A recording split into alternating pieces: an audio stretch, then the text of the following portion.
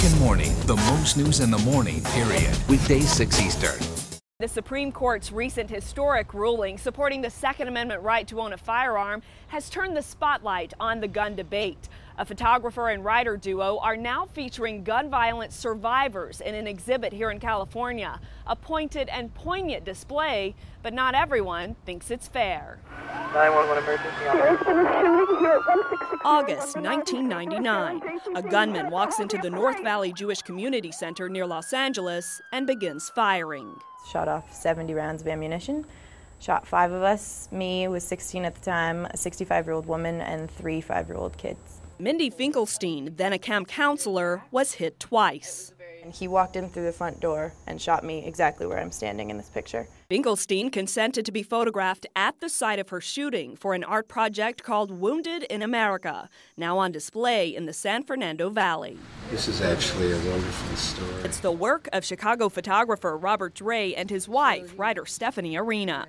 They say their purpose is to document the impact of gun violence, especially on survivors. This is a humanitarian statement. It's saying that guns in the hands of people hurt other people. The exhibit contains photographs of people shot in criminal acts, gun accidents, and suicide attempts. They come from all walks of life. She was shot in the temple and in the hand. This man was shot twice at 2 different times. According to the Centers for Disease Control, more than 71,000 people in the U.S. were injured by firearms in 2006, the most recent year for which statistics are available. Dre and Arena argue it's a public health crisis. They deny a political motive to their exhibit. We tried to approach this very even-handedly. But the local exhibition is sponsored by a chapter of the Brady Campaign, the gun control advocacy group. Obviously, when anti-gun groups are sponsoring it, it really politicizes it. Alan Gottlieb founded the Second Amendment Foundation, a pro-gun rights group.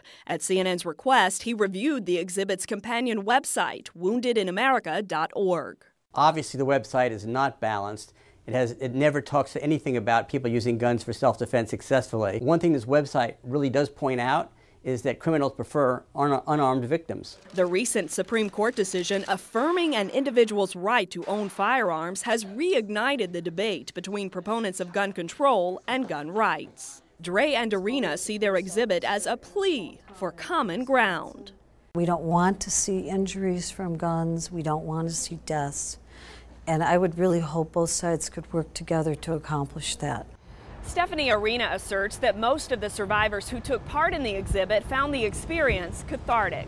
As for Mindy Finkelstein, the former camp counselor who was shot at age 16, she occasionally makes appearances on behalf of the Brady Campaign speaking out against gun violence.